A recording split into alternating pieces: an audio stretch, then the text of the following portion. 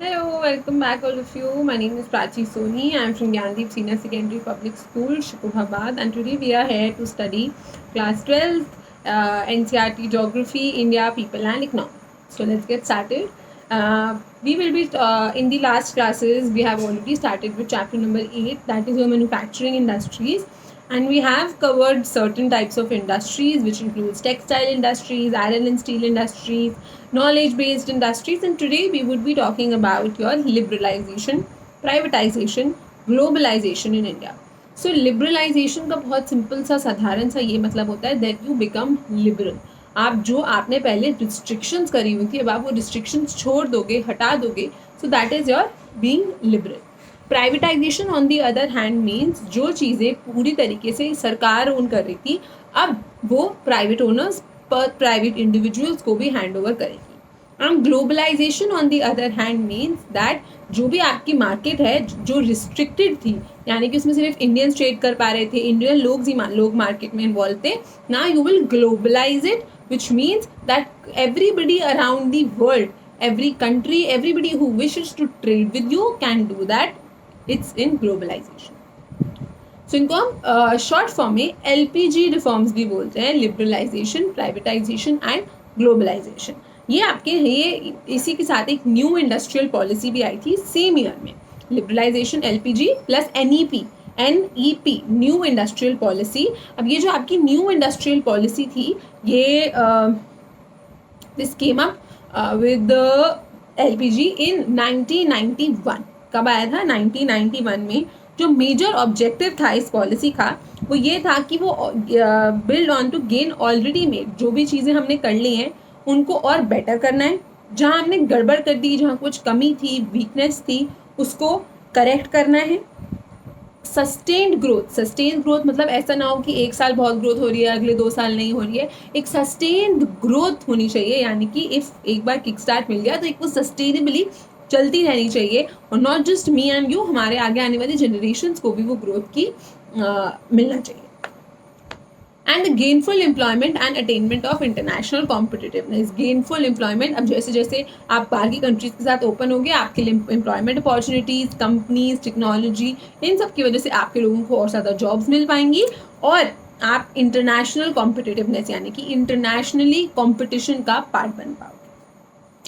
With in this policies measures initiated are. इस policy के अंदर कुछ मेजर्स दिए गए, कुछ स्टेप्स लिए गए. वो क्या क्या हैं? सबसे फर्स्ट आपका सबसे पहला क्या है?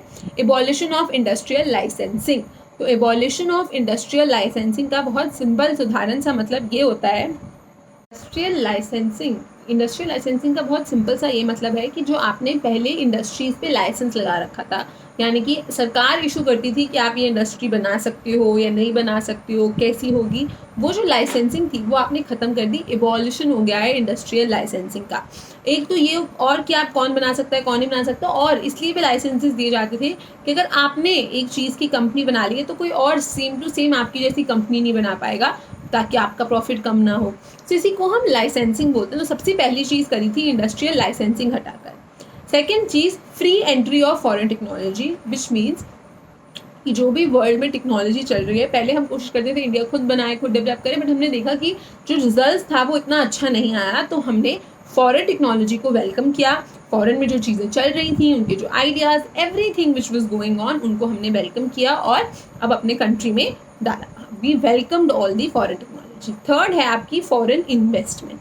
फॉरेन इन्वेस्टमेंट का मतलब होता है कि मैं इंडिया में रहती हूँ, मेरे पास थोड़े पैसे हैं, मुझे दिख रहा है वियतनाम में एक कंपनी है जो कि बहुत अच्छा कर रही है और पॉसिबली हो सकता है फ्यूचर में वो ग्रो कर लेगी, तो मैं क्या करूँगी, मैं उनके कुछ शेयर्स ले लूँगी. जैसे मैंने उनके 10% शेयर लिए, तो जब वो कंपनी प्रॉफिट कमाएगी तो उस प्रॉफिट का 10% किसका होगा? मेरा होगा. तो इसी तरीके से फॉरेन इन्वेस्टमेंट्स होती हैं, जैसे रिलायंस को इन्वेस्टमेंट्स मिलती हैं, इस तरीके से आपकी ये फॉरेन इन्वेस्टमेंट होती है. measures initiated are free entry and foreign technology, foreign investment, access to capital market. capital market यानी कि कैपिटल चीज़ें, मनी से रिलेटेड कैपिटल मार्केट का एक्सेस ओपन किया गया. ओपन ट्रेड, खुला ट्रेड, पहले सिर्फ इंडिया अंदर ही अंदर इनसाइड ही चलता था, हम लोग सेल्फ जो भी था जिसके पास भी था हम इधर उधर से लेते थे. अब ओपन ट्रेड होगा, जिससे चाहे हम उससे एक्सचेंज कर सकते हैं. Abolition of phased manufacturing programme. Phased manufacturing programme का मतलब है कि फेजेस में जो हम मैन्युफैक्चरिंग कर रहे थे, एक फेज में कभी कुछ डेवलप कर रहे हैं, नेक्स्ट फेज में कुछ डेवलप कर रहे हैं, नेक्स्ट फेज में कुछ डेवलप, ये जो फेज्ड मैन्युफैक्चरिंग चल रही थी हमने इसको पूरी तरीके से हटा दिया। Seventh is your liberalised industrial location programme. Location programme यानी कि पहले हम कोशिश करते थे कि हम सिटीज से, प्लेसेस, रेसिडेंशियल एरिया से जो अपनी इंडस्ट्री से दूर रखें, बट लैंड एक क्या रिसोर्सेज है, land is a limited resource, complete open resource नहीं है, खत्म हो जाएगा एक पॉइंट के बाद। तो हमने रियलाइज किया कि इस चक्कर में हमारी इंडस्ट्रीज ग्रो नहीं कर पाएंगी और इंडस्ट्रीज नहीं आ पाएंगी, तो हमने जो लोकेशन की इसमें बाउंडेशन लगा रखी थी उसको भी हटा दिया with rules and regulations obviously. And the policy के 3 मेजर डायमेंशंस थे हमारे, लिबरलाइजेशन, प्राइवेटाइजेशन और ग्लोबलाइजेशन। तो 3 मेन हेड्स जो आपकी न्यू इकोनॉमिक पॉलिसी के थे वो क्या थे, liberalisation, privatisation and globalisation.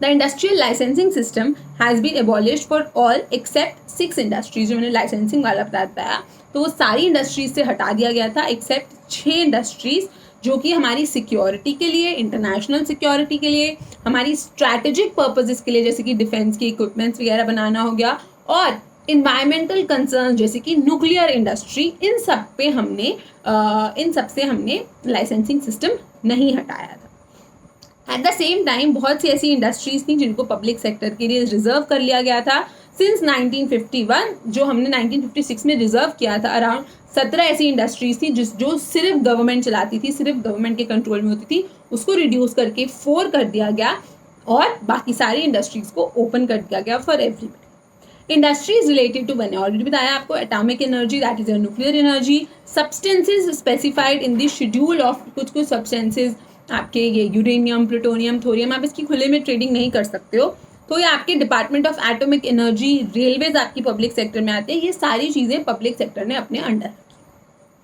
The government has also decided to offer a part of shareholding in public enterprises to financial institutions.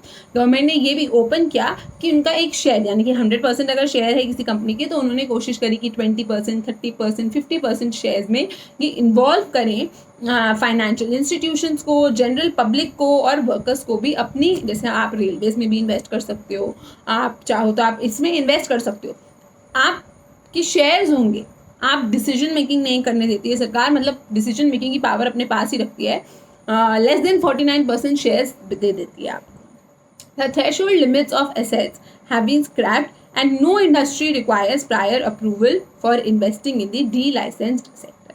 तो जो थ्रेशोल्ड लिमिट थी कि इससे ज़्यादा आप इन्वेस्टमेंट नहीं डाल सकते, पैसे नहीं डाल सकते, वो सब हटा दी गई। ऐसे मतलब एक था ना कि आप इससे ज़्यादा असेट्स आपके पास नहीं होने चाहिए, इससे ज़्यादा प्रॉपर्टी, इससे ज़्यादा पैसा आपके पास नहीं होना चाहिए, वो लिमिट्स हटा दी गई। और कोई भी इंडस्ट्री को अब परमिशन लेने की ज़रूरत नहीं थी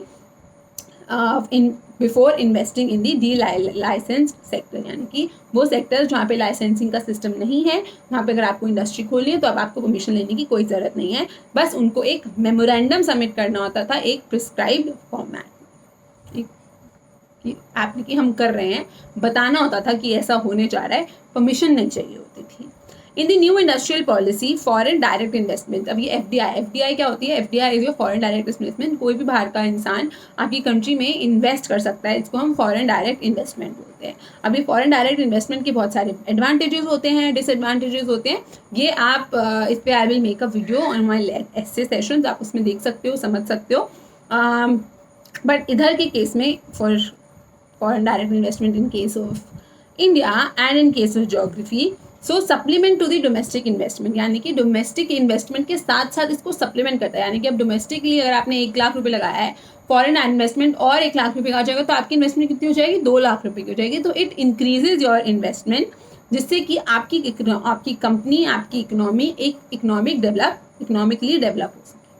एफडीआई बेनिफिट्स दी डोमेस्टिक इंडस्ट्री को बहुत ज़्यादा बेनिफिट मिलता है और कंज्यूमर को भी बेनिफिट मिलता है, क्योंकि इससे वो बेहतर टेक्नोलॉजी अपग्रेडेशन कर पाते हैं, ग्लोबल मैनेजरियल स्किल्स सीख पाते हैं, प्रैक्टिसेस कर पाते हैं, नेचुरल और ह्यूमन रिसोर्सेज का ऑप्टिमम यानी कि बेस्ट तरीके से यूज़ हो पाता है।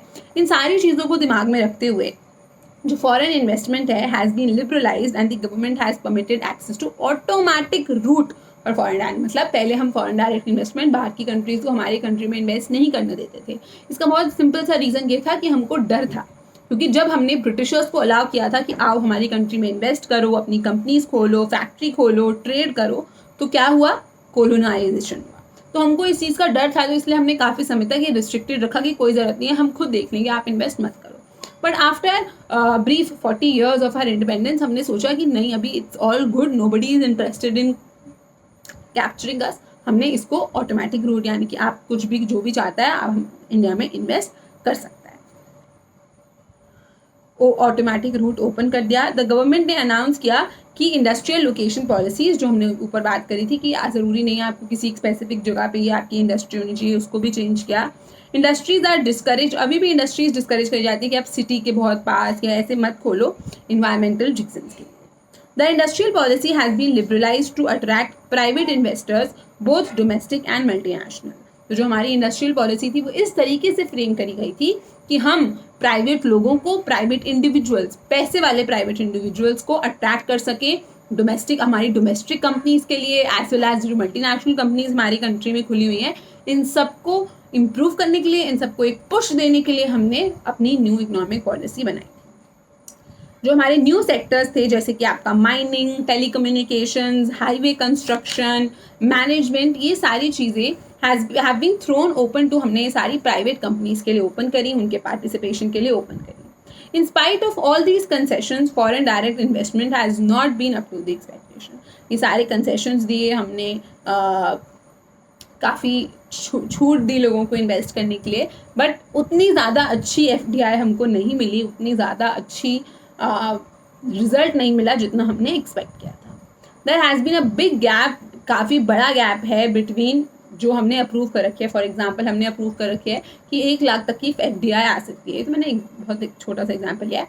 हमने अप्रूव कर रखी है कि 1 लाख तक की FDI आ सकती है, बट एक्चुअली में सिर्फ 30,000 FDI आए, तो 70,000 का गैप था, तो हमारी एक्सपेक्टेशंस मीट नहीं हो रही। इवन दो हमने काफ़ी सारे फॉरेन कोलैबोरेशंस किए, फॉरेन कंपनी के साथ मिलकर ऑफिसेस खोले, कंपनीज खोली, बट वो जो फॉरेन इन्वेस्टमेंट हमको चाहिए था, डायरेक्ट FDI चाहिए था, उसका रिजल्ट इतना कुछ प्रोमिनेंट नहीं हुआ। Larger parts of this investment have gone to domestic appliances. जो मेजर FDI आता था वो हमारा domestic appliances, finance sector, services sector, electronic sector, electrical equipments और डेयरी प्रोडक्ट्स वगैरह के लिए ज़्यादा इन्वेस्टमेंट किया लोग। ग्लोबलाइजेशन क्या है? ग्लोबलाइजेशन का मतलब है जिसमें आप अपनी इकोनॉमी को, आप अपनी कंट्री की इकोनॉमी को वर्ल्ड की इकोनॉमी के साथ इंटीग्रेट कर दो, मिला दो, कनेक्ट कर दो, जोड़ दो, उसको ग्लोबलाइजेशन बोलते हैं। इस प्रोसेस के अंदर गुड्स, सर्विसेज के साथ साथ कैपिटल, लेबर और रिसोर्सेज भी एक जगह से दूसरी जगह पे जाते हैं। The thrust of globalization has been to increase domestic and external competition. अब ग्लोबलाइजेशन का मेन पीछे ग्लोबलाइजेशन करने का रीज़न क्या है?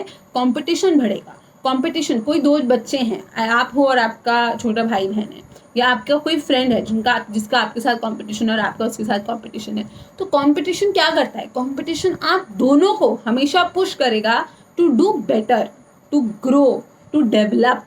तो उसी तरीके से ये ग्लोबलाइजेशन करने के पीछे यही रीज़न था कि इंटरनेशनल मार्केट और डोमेस्टिक मार्केट दोनों को एक कंपटीशन में लाया जाए, जिसकी वजह से हमारी डोमेस्टिक मार्केट इंटरनेशनल मार्केट से सीखे, ग्रो करे, अपनी क्वालिटी बेटर करे, अपनी डेवलपमेंट बेटर करे।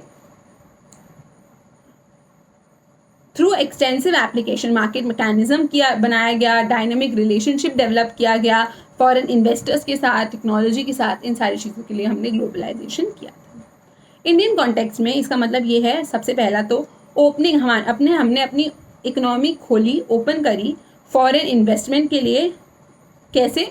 उनको हमने प्रोवाइडिंग फैसिलिटीज़, हमने उनको फैसिलिटीज़ दी फॉरेन कंपनीज़ को कि डिफरेंट फील्ड्स, इंडिया में अलग अलग फील्ड्स में वो इन्वेस्ट कर सकें। सेकेंड चीज़, हमने जो भी रिस्ट्रिक्शंस थी, हर्डल्स थे, ऑब्स्टेकल्स थे, रास्ते में रुकावटें पैदा हो रही थी, उन सबको हटाया ताकि एक मल्टीनेशनल कंपनीज इंडिया में खुल सके।